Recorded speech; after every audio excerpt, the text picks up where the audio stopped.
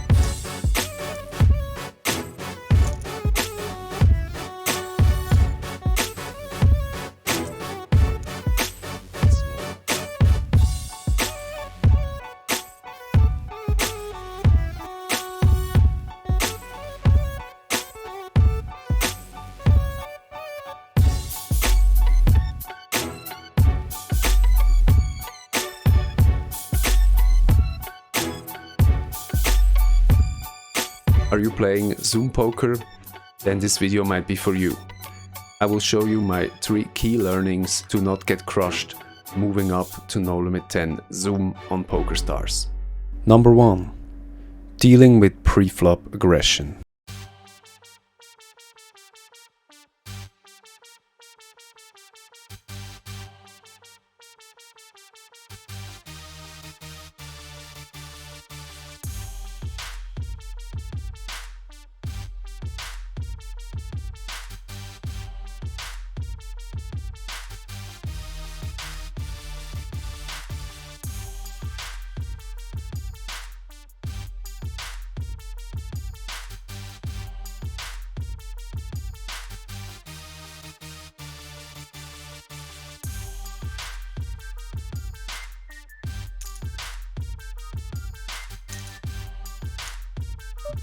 Yeah.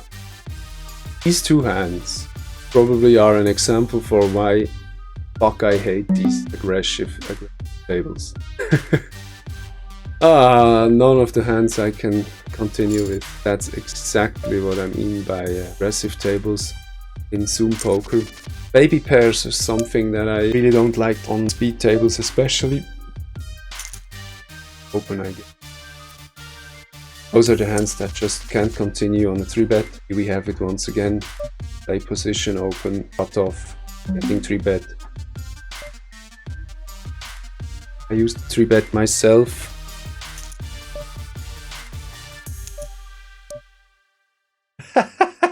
What's going on here? This is so sick. Ah, Dio mio. No, I can't call the push. Which one is going to 3-bet now?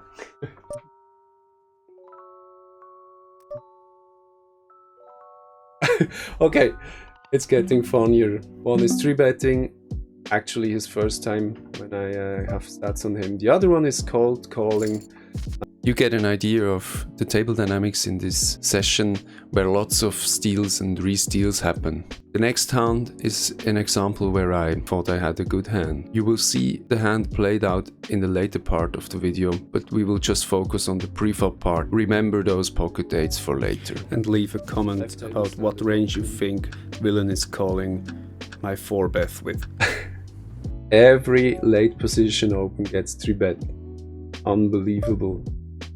This guy has a 3-bet percentage of 17% first 13 hands. And now he calls me down. Use the relevant HUD stats wisely. I want to have 50 hands on the bare minimum, better 200 hands on villains to gain relevant info on the important 3-bet and fold to 3-bet stats. As I just opened my Pokerstars account, the villains here, most of them are unknown to me. It's particularly important to not go on tilt and start calling 3-bets with the wrong kinds of hands. Especially middle Broadway hands or suited connectors can flop really bad for you and cost you your stack if you run in villains, not range. Instead, when in steal and resteal situations, tighten up your stealing range towards the value part of the range and 4-bet more against the right kinds of opponents with high 3-bet stats or with the right kinds of hands in your range. What is going on? Poker world. Roller coaster. I'm sorry, but I cannot pass the opportunity to deal with 10-9 suited, and also I have Ace King offsuit.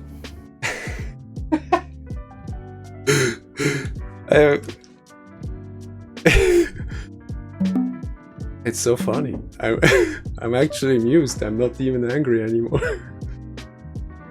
We're so deep here. So deep.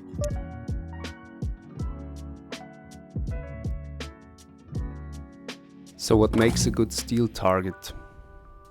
First of all, they need a high fold to steal value, 80% and above. I want to see low 3-bet stats, that means 4% and below. And my third criteria is a relatively high fold to flop c-bet, so I can take away pots post-flop. Value has to be above or at 50%. Part 2. Post-flop play. The art of not losing too much when behind and winning more when ahead. So here's where we come back to the pocket 8's hand from chapter 1 that you only saw the pre-flop play. I still owe you how the hand played out, and you shall see it right now.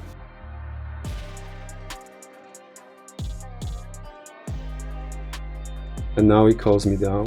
I think a c-bet is important here to represent a strong 4-bet range. The sizing can be low because it's a 4-bet pot already. When he slow played the better hand, which could be overpairs, jacks, queens, aces,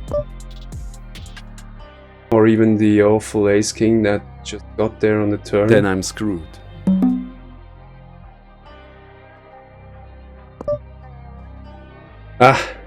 What do I do?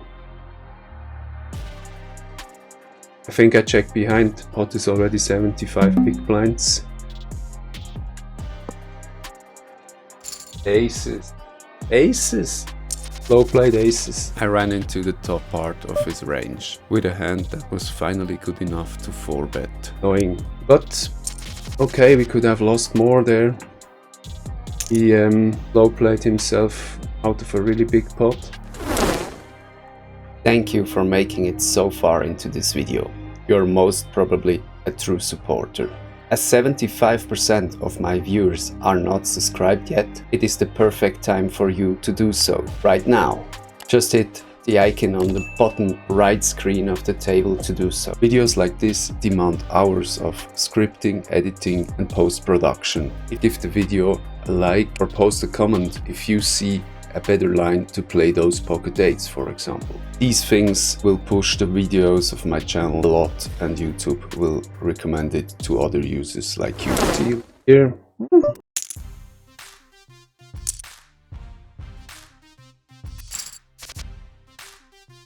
Probably outplay.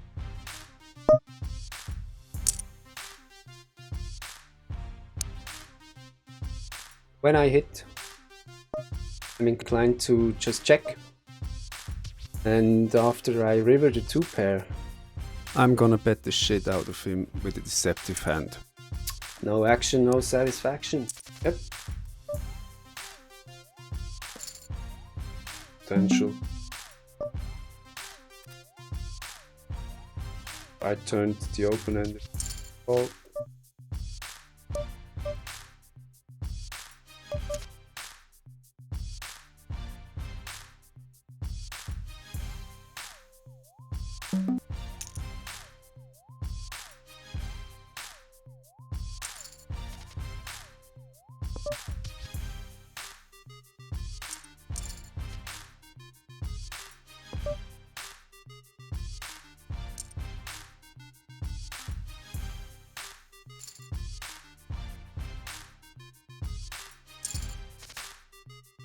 E for value here.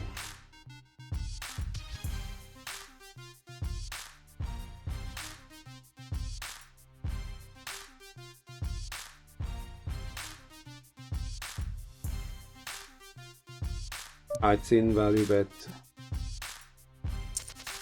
I like the thin value bets because they give me the chance to not show down the hand. They make me unpredictable and really give me the chance to win a little bigger pot when I'm ahead. Part 3. Hand reading is king. As the average reg is leaning towards too much aggressiveness in 3-bet, 4-bet pots, I met a lot of ranges that contain too many bluffs. Post-flop, it helped a lot to call down in the right spots. Here are those. Well, let's see. Jacks.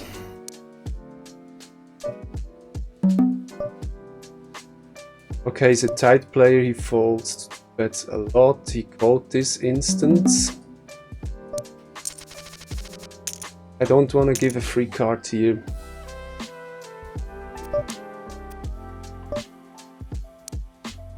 He's thinking a long time to call my flopsy bet. It's checking quick on the turn. Yeah, I like the run out of the board. I didn't want to bet one more. I'm not... Okay. What is going on here? Fuck to it. The run out of the board is okay. I'm only beaten by sets, could have, or by higher Pocket pairs. Don't think he has a 2 pair here.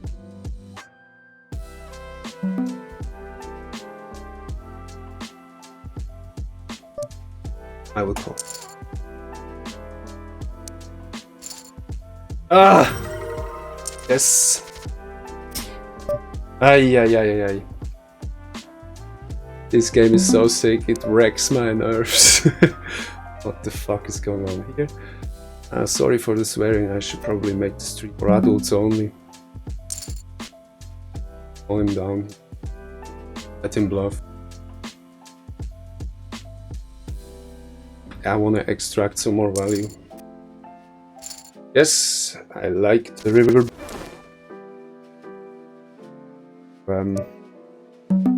Here we have the limper.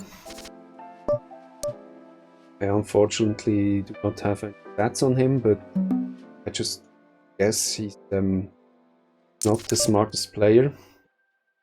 And I will happily call. Just thinking about if raising is something in the books. Well, no, I will just call. Because if he has a flush, I can redraw him and draw him out. And if he doesn't, my queen could obviously be good still. He likes to go around, as it seems. I have 30 seconds on the time bank. I think... My friend, I think you're not ahead of me, so I call you that. Thank you! You see that? That I can actually call down really good? Don't bluff me. But first we have a hand with pocket jacks under the gun, stick to the raise size we defined for this session. And if he 3-bets, I'm pretty sure I go over the top all in. He's got a 3-bet percentage of 43% and he plays 63-32 on 30 hands. I will just call here. This line looks very much like a really strong hand. He 3-bets my under the gun open. Oh, he donk bets into me on a board like this. And now the board is getting scary and I think... Oh, I will just call one more time, I have position on him. Ace queen. now has me beat. He feels really strong. I hope he didn't have kings and was behind on the turn and now got me on the river. That really is a cliffhanger. How the hand played out will be shown in next week's video. Until then, leave a comment about what you think villain is going to show down in this last hand.